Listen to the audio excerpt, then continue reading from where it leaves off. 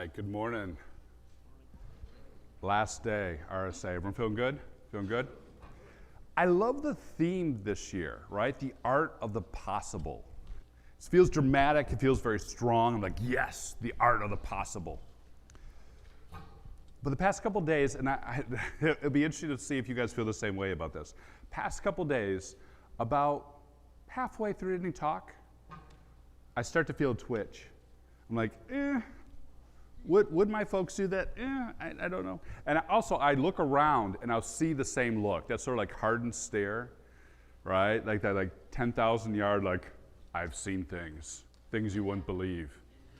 You think my developers would do that?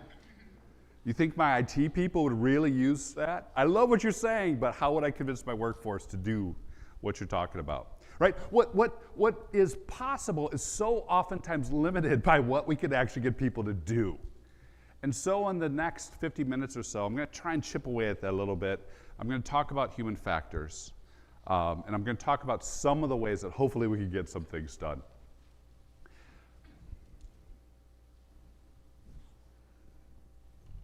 Last day of the conference, and we're not going to have a clicker. Oh, there we go. Just push hard. All right, step one for working with people, push hard. My name is Wolfgang Gorlick. I've got a history of leading IT and IT security in healthcare and financial services. I'm just done with a run with a product company focusing on zero trust, the human factor side of zero trust predominantly. And if you were to like go to my blog or read me or like talk to me like 15 years ago, I was very much into the technology. You would have heard me say things like good security is just good IT, right? Or good security is just clean code. Because I knew if I could spend some time with a server and app, I could harden it, I could patch it, I could put in SQLi protection, I could stop the bad guys. And then I walked away, and then it got turned off. Security got rolled back, vulnerabilities got introduced, and it was very frustrating. Entropy set in. And so I entered like this process phase, like my 20 teens, I was up here at RSA, like maturity models and process models and frameworks, and it's all about policies and awareness. And I was all excited. And I got people to start programs. And I walked away, and entropy set in. So you're joining me at what I think of like my people era, right? Like this is where I've really been focusing on human factors and human design. It is not as exciting as when people say this is my villain era. I wish it was. That sounds so much sexier, but I like people, so. But speaking of villains, I want to introduce you to the world's most boring superhero. The most boring superhero I've ever learned. You guys all know Spider-Man and Superman. We all know those. Wonder Woman. How many of you guys here have heard of the economic man? Right? Able to buy things in a single bound. For those of you who don't know, the 20th century economic theory was based on this idea of economic man, called Homo economicus, because if it's Latin, it sounds cooler. They were able to figure out how much to spend, where to buy, they had perfect information, they made perfect decisions. Yes, all wrong. I heard you, spoiler alert, all wrong. The past decade or two has all been like overturning this. This is where books like Nudge come into place, right? Where it's like, wait a minute, that's not how people behave. Why are we pricing, building economic models, everything around that? I would like you to consider that in the past 2 decades, we in our field, maybe longer, have created the cybersecurity man, right? With the shield, with security incorrectly spelled, thank you AI. By the way, AI is going to revolutionize everything. I don't know if you guys heard. It's a thing. But here's the thing about cybersecurity man. The nearest I can figure, we've been saying this forever, but the nearest I can figure, the first cited resource of the phrase, the weakest link, people are our weakest link, was in 2000, Bruce Schneier, Secrets and Lies. I'm sure people have said it earlier. If you guys have an earlier citation, I'll add it. But this is RSA, so I get to poke fun at Bruce. It feels right. For at least 24 years, we've been talking about the security man. Here's what I believe the security man is. It is the weakest link. They're not dumb, but they're just not smart, right? And we just need them to slow down and think. How many of you have heard someone in your organization say, if only I could get people to slow down and think, right? Totally ignoring system 1, system 2 thinking, by the way. Totally ignoring how the cognitive mind works, by the way. But yeah, if we could just get them to slow down and think. Once we win them over, we give them some awareness training, we give them a trinket, we take them out to drinks, they love us, we fist bump, they're in, they're committed, and they stay committed. And they do what they say, and they say what they do, and if they don't, we can shame them. We can make them feel bad, and they'll get back on the right path. There's probably some more tropes about the security man, the homo securitas, because again, Latin sounds good, right? But these are the ones that I want to really poke a hole at. And I want to drive home how incorrect this is, but more importantly, how not taking a moment to figure out how people actually work, to communicate in the way they actually communicate, to build systems in the way they actually think, is hindering and holding back our security programs across the board, certainly in GRC, but across the board. Let's start with the human condition. People are fun, right? Right? They're a riot. It's all we have.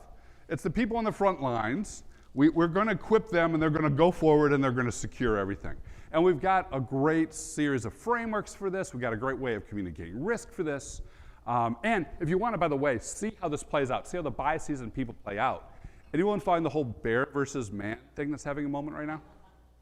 Yes, bear versus man. Which would you rather be alone with? When people argue about that, what are they arguing? They're arguing salience bias. What's the first bad image that comes to my mind? One.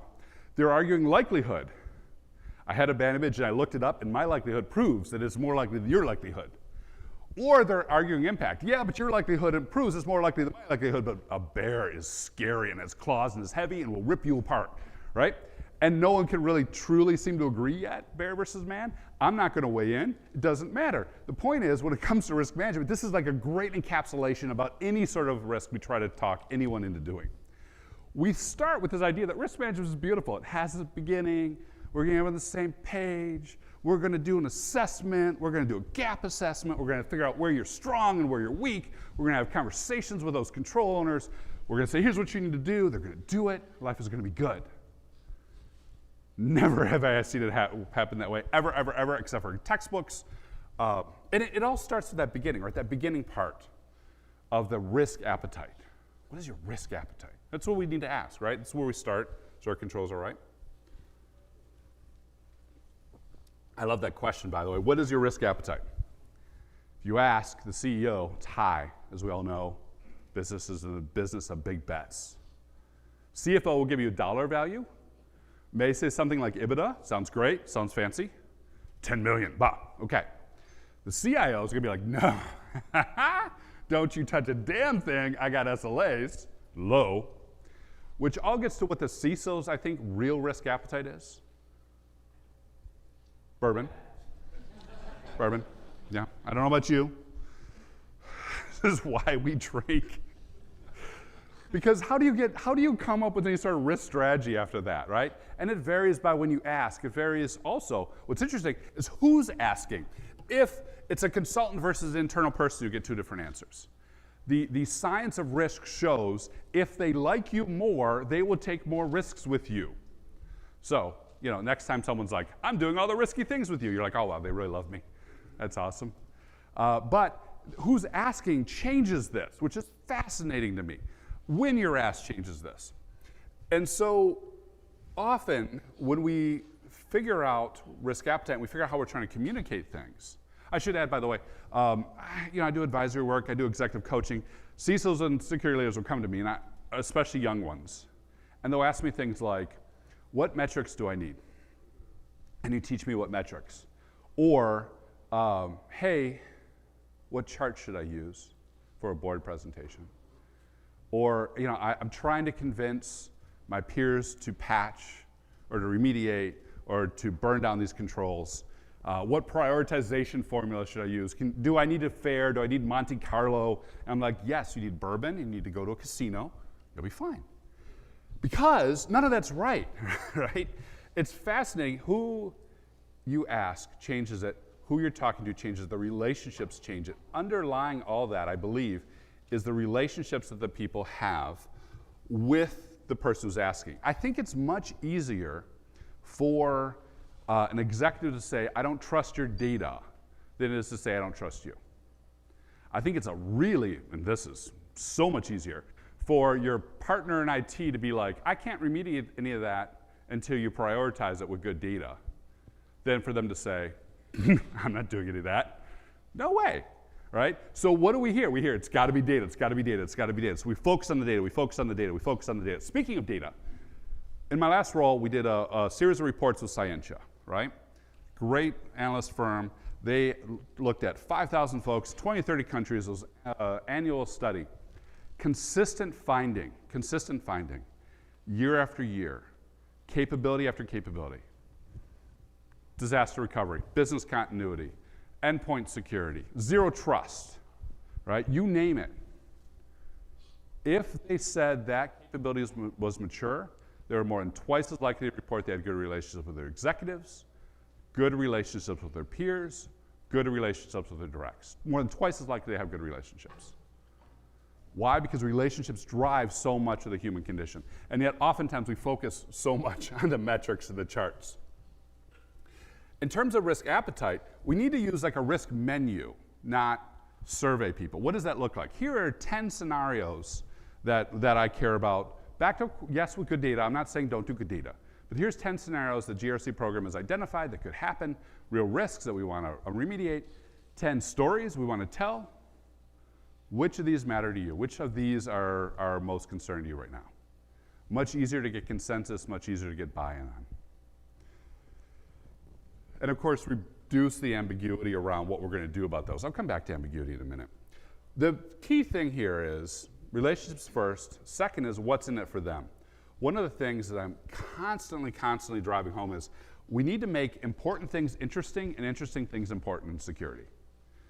This is like the crux of the matter when it comes to relationships. It's the crux of the matter when it comes to driving security programs. How do we make the important things interesting? I'll give you 2 ideas, 2 examples. One bad, one good. Let's go with the good one first. So I was talking to a security leader a few weeks back. Copilot's having a moment, AI's having a moment, right? So M365 rolls out Copilot. And all his executives, all his team is like, when are we going to do Copilot? When are we going to do Copilot? He's like, Wolf, this is, I know they want to do Copilot, but that's not my problem right now. My problem is my data program. Getting data governance set up, doing DLP, tagging, the whole 9 yards. I was like, well, then that's easy. He goes, what do you mean that's easy? You know, just make it important.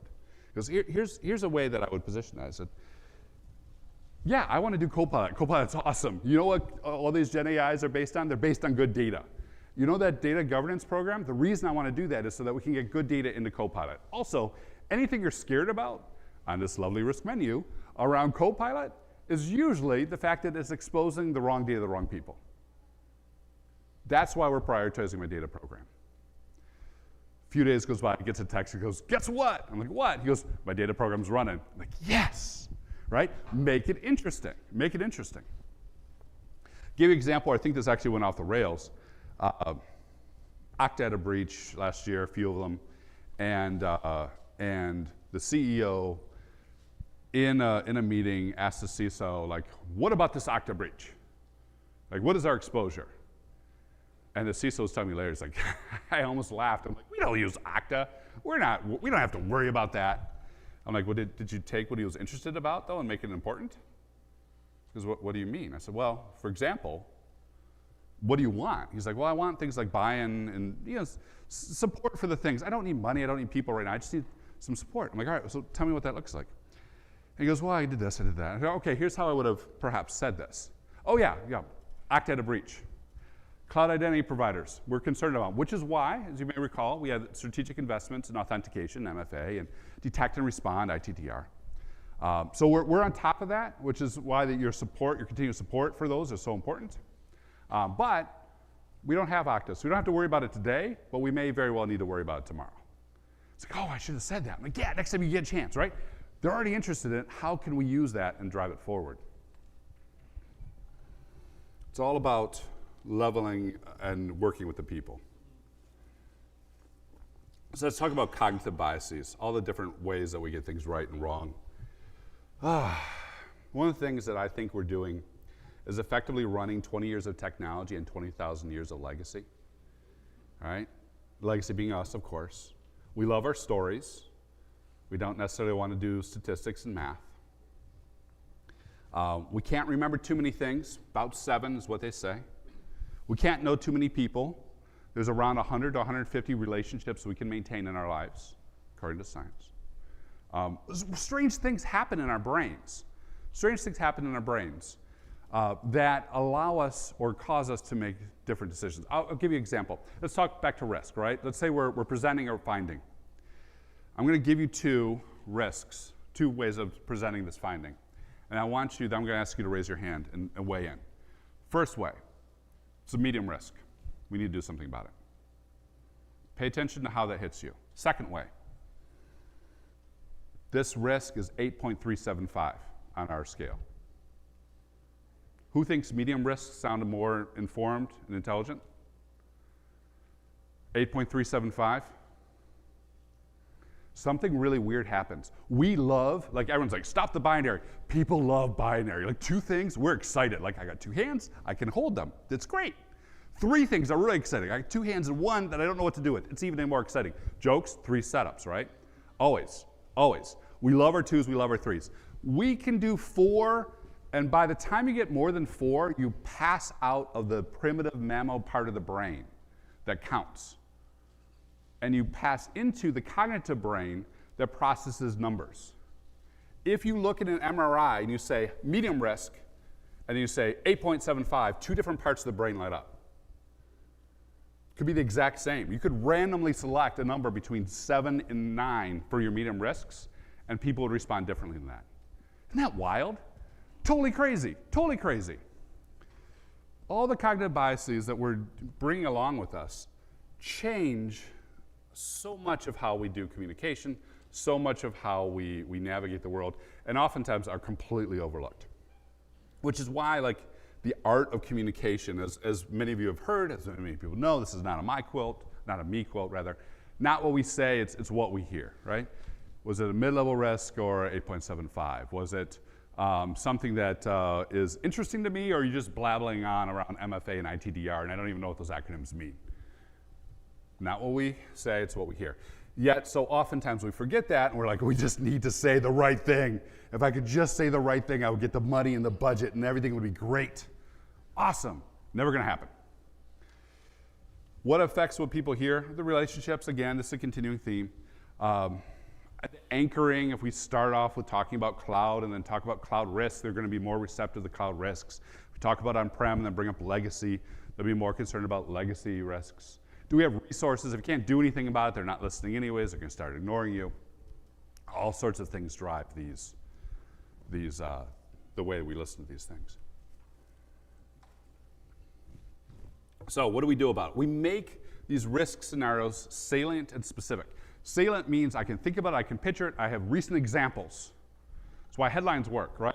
I think we all hate headlines in security communities because every talk comes up with here's the 50 headlines, followed quickly by the line, and you could probably repeat it by now in your sleep, never before has security been so difficult, right?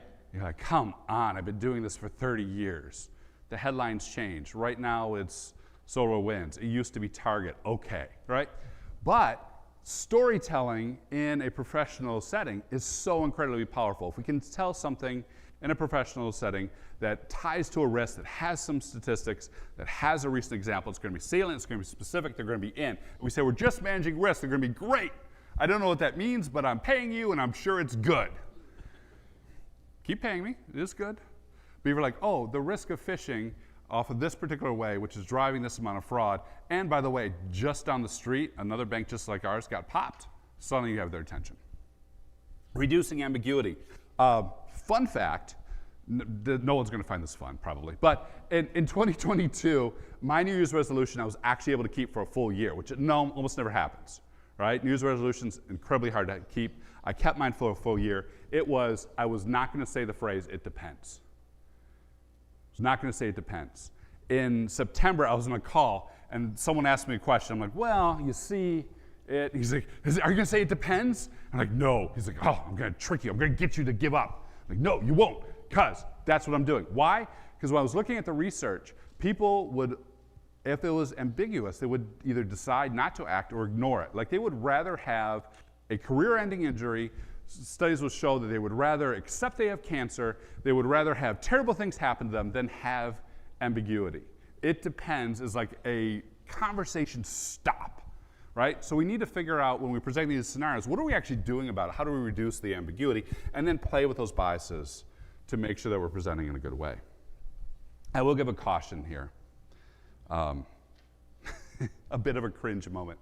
Anyone ever look at back at old photos of them and like, ew, why was I doing that? Yeah? Anyone ever do that with PowerPoints?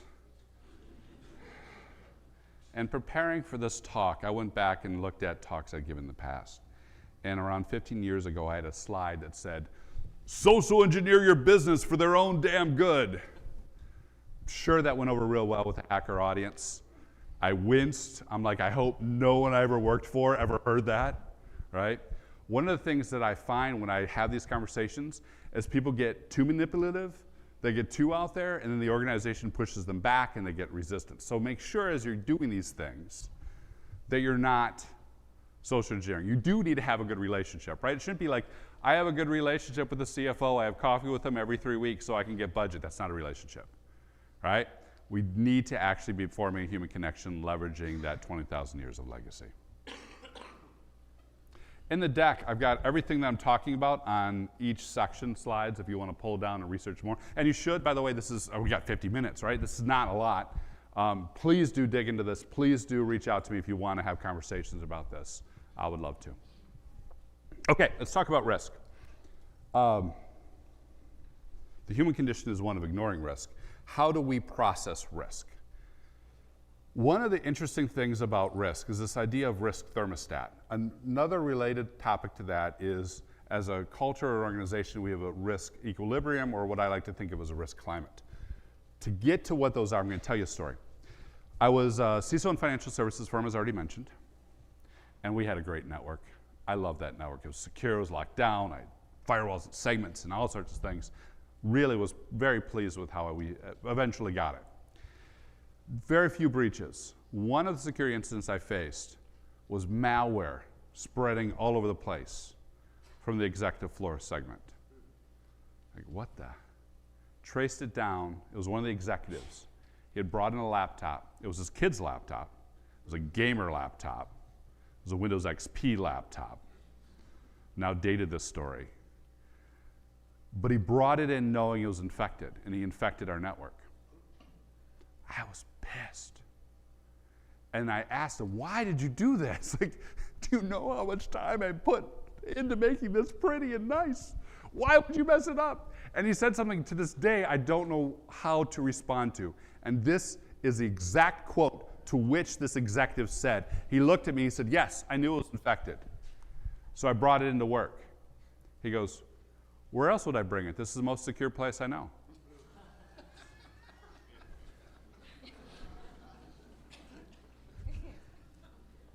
Thanks, I guess.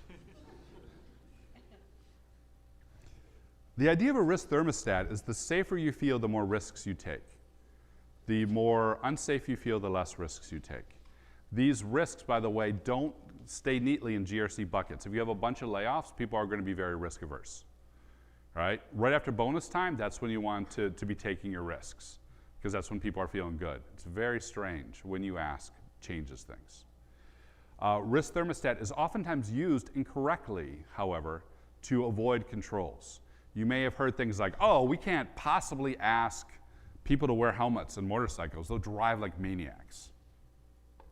Maybe they will.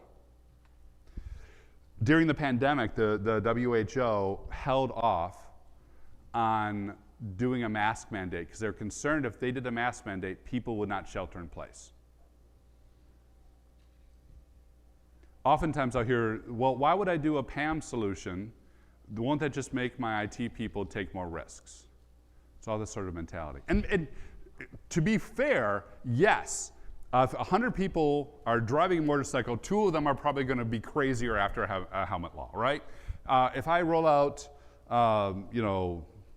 If I roll out a PAM solution, maybe one or two IT admins are going to be like, woohoo, I can now do it. No, they're not. I mean, let's be fair. But yes, there is some pushback we need to be aware of. But this idea of risk thermostat is very interesting. Collectively, an organization has a risk climate, which is the collective average of all these. That's what we're effectively getting at when we talk about risk appetite. And if you change too much too fast, that risk equilibrium will absolutely push back on you. It's very fascinating how this plays out. Part of it is, how do we communicate if we are changing and asking them to do something and it's working, right? Have you ever thought about that? Like, as risk professionals, we are really screwed at how we communicate. We can have something like nothing happened, and you're like, hey, guess what? You spent a bunch of money, nothing bad happened. You're welcome, right? Or what's worse is, you had that risk scenario, and that risk scenario was absolutely correct, and you put all the controls in place, except for they stepped around a couple of your controls and got you anyways. And now you're like, yeah, the bad thing happened, but guess what? It would have been so much worse if you hadn't spent money. You know, you're welcome, right? How do we communicate these things? Or even worse, something bad happens, and it's not even on our risk register. We haven't even thought about it. It's completely new. It's a completely novel attack. And we're like, thank goodness you have me to fix it. Right? These are not good places to have communication. And by the way, this gets right back to the cybersecurity man, because what do we do as risk professionals? Is it the process that's wrong? No, it's the user, right? It's not me. It's those dang users who are not understanding the risk. It's very difficult to have these conversations. So what do we do about it? We figure out how we communicate risk and express risk in different ways. We teach risk like it's the CIA triad, like there's a number and an impact and everything. But people actually experience risk. This comes from Peter Sandman, by the way, one of my favorite risk communicators, not in cyber at all. Most of his work was in the 90s and early aughts.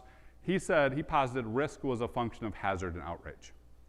Sort of like Bruce Schneider's feelings and reality of security, but I think outrage captures it more. Because think of the last time you had an incident. Like, let's imagine someone popped a vulnerability, and it was a low-risk vulnerability. What have we all done with our vuln programs? We prioritize them. We've got good data, right? We're patching the most critical things, which means what do the bad guys usually do? They go after the low things and chain those together.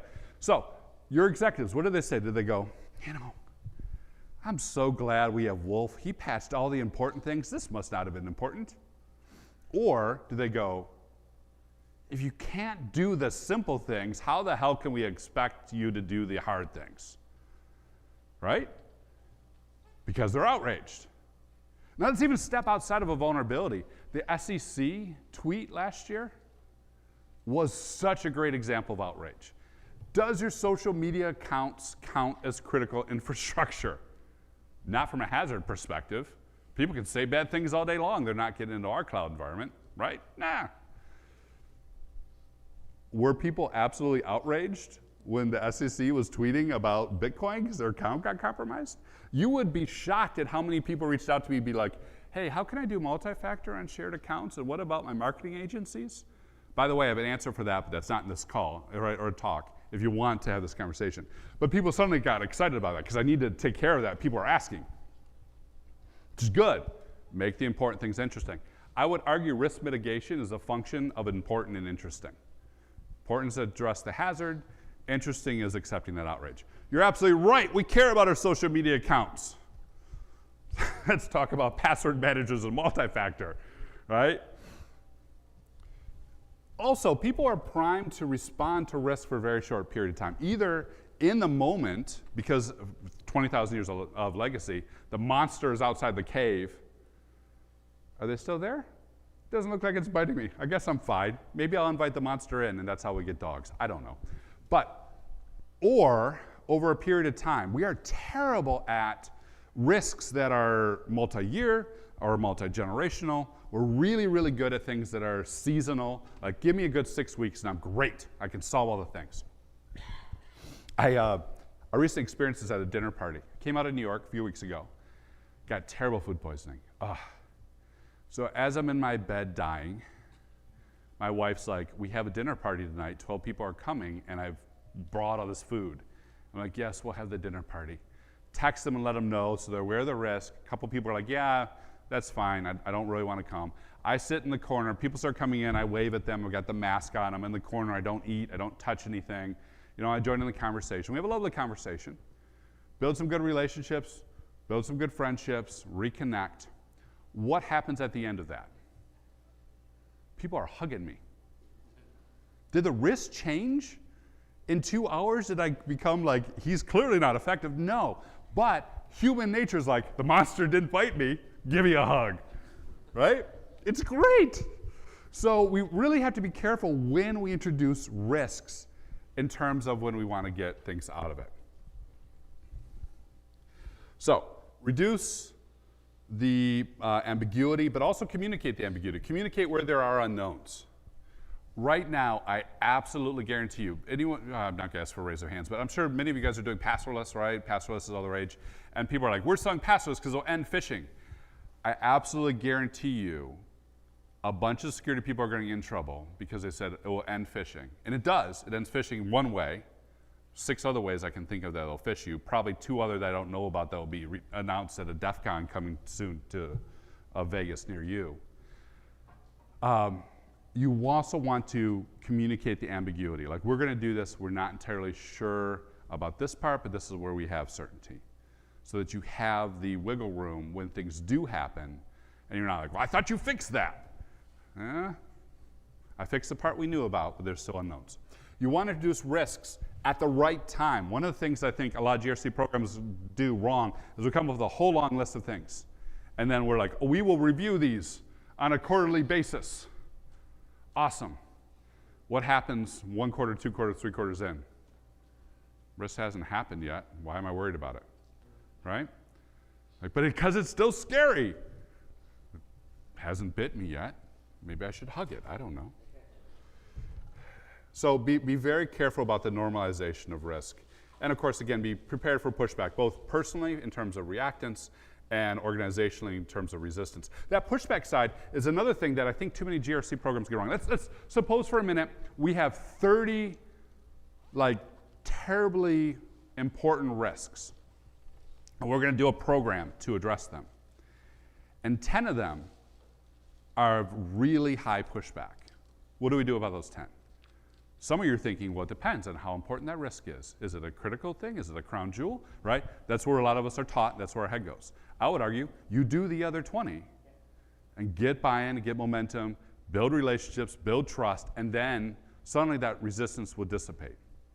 Some of the best security leaders I know, some of the best GRC leaders I know, on a weekly or bi-weekly basis will be like, where am I getting pushback? And they'll pull their resources back. Where am I getting successes? They'll double down in those areas. And they'll surround and win. All right, let's talk about changes. So we've assessed the risk. We got people on the same page. We have 30 things we care about. We've got 5 of them done. We've got 10 of them people won't talk about. We're making good changes. What happens now? Now I get to talk about Wendy Nather. No, Wendy Nather's cheeseburger risk management. I love this concept. This is the concept. Let's say John, our friend John, any Johns in the room, I'm sorry, it's my dad's name, so that's where my head goes. John has heart problems, but John's living life. He's loving life. He's out all night, drinking with his friends, having good food, eating cheeseburgers. Eventually this catches up to him. He has a heart attack, right? Hospitalization, emergency medical treatment, and he changes. There's a thing called the fresh start effect, right? New Year's resolutions, new projects, benefit from the fresh start effect. Life-changing things when you come out of the hospital, benefit from the fresh start effect. Suddenly you have tremendous willpower to change and to do things. And so he starts doing everything right. He starts exercising. He starts eating right. He stops going out late at night, gets more rest, he's healthy, his blood pressure comes down. How long does that last? 6 months? Maybe a year. Maybe a year. And then, well, maybe one cheeseburger isn't bad. Maybe one night out won't kill me. And before you know, you slip back into the old patterns. medical science, I did some research on this, proves this out, by the way. Like, this is one of the big things that hospitals have started to do is they'll have interjections at the 6-month mark to keep people going correctly. This is the exact same thing that happens at just about every single cybersecurity control when you think about it, right? We put it in. Everyone's excited. Everyone does the right thing for a few months till they forget about the breach, till the pain is no longer memorable. Yeah, of course that happened, but that happened so long ago. We don't need to worry about it. We're fine. And then bad habits creep back in. We talk about a security culture, but a security culture is based on cybersecurity man, right? It's consistent commitment. It's consistent behavior. It's unlimited capacity for change. They're not going to backslide. None of this actually happens in real life, as we all know. Everyone starts off with the best behavior. I love, by the way, audits. Audits are my favorite. Like, you audit a program, and whenever the control went in place, for about 6 weeks to 12 weeks, fantastic. They've got evidence. They're doing everything right. Around 6 to 12, and a little bit after 12 weeks, it starts sort of fading off. They're doing it every once in a while. And then the auditor, they get the email, the auditor's going to come back in, and then boom, right back up to compliant, right? And they're like, here, look how good we were the last 30 days. So how do we address that? Obviously, from a strategies and tactics perspective, we have to be thinking on a month and a year perspective, right? We can't just be like, I made relationships. A great example for you. Security program was launched, and the CISO was like, I don't understand what happened. I'm like, walk me through this. He's like, this was great. We got everyone together. We did a sticky note exercise. We did like trust falls. He didn't say trust falls, but it'll fit, right? Got into a really good relationship. We built our roadmap together. We had a RSAC. The various stakeholders went like, I'm responsible for this, and I'm responsible for that. And yeah, you know, you have my sword, right? It was one of those things. And they went out to the bar, and they had drinks, and then like the lights shone on, and they all fist bumped, and it was like the perfect ending of an 80s sitcom. He's like, this is great. I'm like, that is fantastic. He goes, yeah. And then I launched the program, and no one's like, I don't remember that. I didn't sign up for that. Like, well, when did you have this great meeting? He's like, in January. It was awesome. That's when we had the budget. I said, well, when did you launch the program? He goes, in June. So when we started work. So, well, do you think they remembered even having, like the fist bump moment, did anyone remember that? It's like, I don't know, right? If we don't sustain these things, it doesn't happen. I ask oftentimes, like, all right, who are the key stakeholders for your successful project? Like, these 5 people. Do you have a good relationship? Like, yes. When was the last time you met them? I think at a CAB meeting last quarter, that's not a good relationship, right? We need to be sustaining. We need to be making it personal. We need to be making it familiar. Well, the changes we make need to be built on changes that we've already asked for. And we need to make sure that roadmap includes interjections at 6 and 12 weeks or whatever the right cadence is for the organization so it goes forward. We need to make sure that we're turning the personal into organizational when it comes to cybersecurity. All right. Let's talk about the gaps. One of the oldest security controls, hand washing. One of my favorite examples of this too. Stop the Black Plague, or at least in parts, right? Hand washing is a fantastic example. It's so easy to do as compared to like run all your developers through this secure pipeline. But when you ask people how often they wash their hands, consistently they lie. They say they wash them more often than they do. When you watch them, and they know you're watching, they find it creepy. Love science. But they also will wash their hands. Oh, he's watching. I'm going to wash my hands. You know, going to be good. And when you actually like don't watch, or when you watch them they don't know, or when you do analysis, their behavior falls to the floor. So what do hospitals do? Awareness campaigns. We'll put up posters. Or if we catch you not washing your hands, we'll shame. Awareness campaigns don't move the needle at all for hand washing. And shame has actually been shown to reverse that. Like, people wash their hands less if you shame them in hospitals. By the way, kind of gross. I want my doctors to be clean. But if you think I'm just talking about hand washing, I would encourage you to think of like I am. Because isn't this the exact same thing we do? right? Like, here's what we're going to do. Do you do it? Absolutely, I do it. Great. Can I follow you around and watch you do it? Yes, you can follow me and watch you do it. Awesome. Can I get some evidence that you did it? Sure. In the last 30 days, you mean? Or how about the control you just watched? And when it doesn't work, what do IAM programs do? We'll do an awareness campaign, or we'll have a leaderboard and show who the worst people are for access reviews. No, thank you. It doesn't work. So here's a thought. If this is the art of communication, not my quote, I'm going to argue this is the art of cybersecurity, is my quote. I think cybersecurity is not what we control. This is where we have gone wrong in frameworks. This is where we've gone wrong in training. This is where we've gone wrong with the cybersecurity man. It's not what we control. I would argue cybersecurity is what they do. What they do. Not awareness, not do they like us, although that helps, but it's what they actually do. So how do we actually get them to do things? In hand washing, as in security, it's all about baking it into the life cycle. Having a full life cycle where the controls are not slow down and think, goodness gracious, system one, system two thinking. Not slow down and think. They just do it. Do you think that people during the Black Plague who were washing their hands knew anything about germ theory? No. They just knew they washed their hands. That's what they did, and then they lived. We don't need people to know all our risk scenarios and our controls. We just need them to do it, right?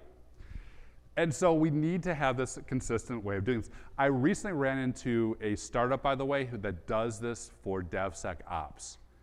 And I just was like, you guys are amazing. They will show the full control lifecycle, checking out code, writing code, peer review, whatever your controls are, you can lay it out there, SaaS, DAST, deployment. Frickin' phenomenal. And then they'll highlight where people have followed it and where people haven't, and that can allow you to have conversations. Either, wait a minute, this new team came on, they weren't aware of our process. We're going to give them some training. Not awareness training, deployment training. Right? Here's how you do your job. Or, hey, isn't it funny? Half the controls or half the projects keep skipping the SAST. I wonder why they're not doing static analysis. Maybe our controls are wrong. Maybe there's friction we need to address. And when people go off that happy path, maybe we add more friction there. If they're not following the process, it takes them longer, it's harder, there's signals, there's feedback to them that they're in the wrong area. I love this idea because so much of what we do in security is like manage exceptions. Like I want to run all the exceptions out, right? Like I want to highlight them and I want to run them into the ground. I want to have a program for managing them. Get rid of them. I freaking love exceptions. Exceptions are like sawdust, right? That gets made into plywood. Because exceptions are the feedback mechanism for where your controls are failing. And people aren't going to tell you. They probably won't know. Or if they do know, they don't want to tell you because they don't want to be burdened or yelled at. But it's such a good series of feedback. Also, leveraging what's in it for them. This is another great example, by the way, where you can tell a security leader from a practitioner. I was leading a conversation. I don't remember how many organizations, let's say 20. And we were talking about privileged access management. And I was like, how are you selling your PAM program? And half the room just looked at me like I was out of my mind. What do you mean selling it? I'm telling them to do it. There's a risk. We're controlling the risk. They don't have a choice. I've got a checklist. Cool. Talk to me in 3 years when it's not working. One person raised their hand and she was brilliant. She goes, well, here's the thing.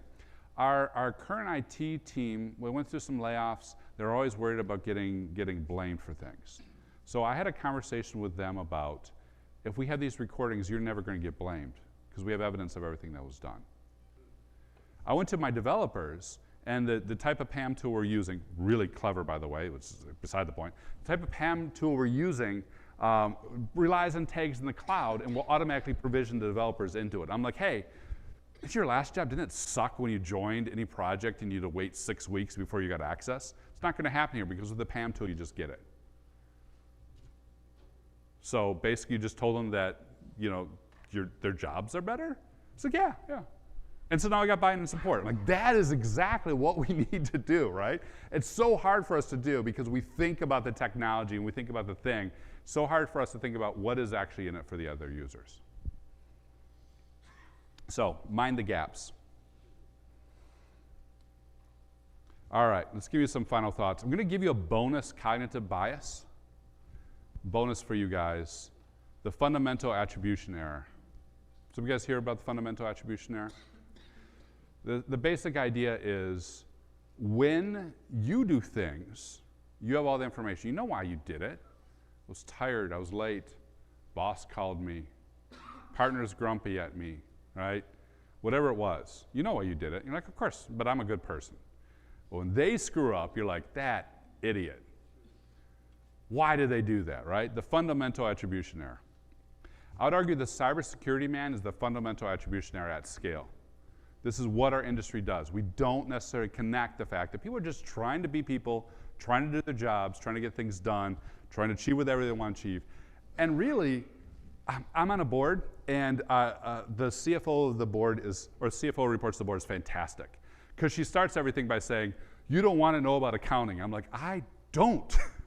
I got into IT because I didn't want to do accounting. She goes, good. Not going to bother you about that. Here's 3 things you do need to know right now that I need your input on.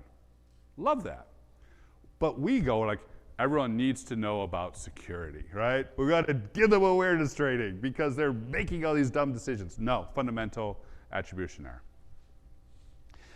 So, cognitive bias, something to think about. Another thing to think about is, all too often we don't build things for the way people work. My favorite example of this is our alarms. Every alarm is basically forced error or clanging, right? We're either hitting something or blowing something, historically. Something bad happens, ring the bell, blow the horn. Our phones now make those same noises.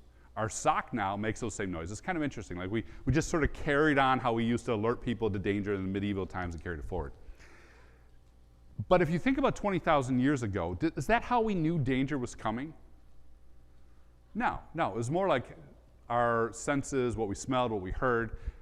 Years ago, I came across this great project, and I wish it was still around, called PEEP, the network oralizer. PEEP was amazing. What PEEP did was it made bird chirping noises based on network traffic.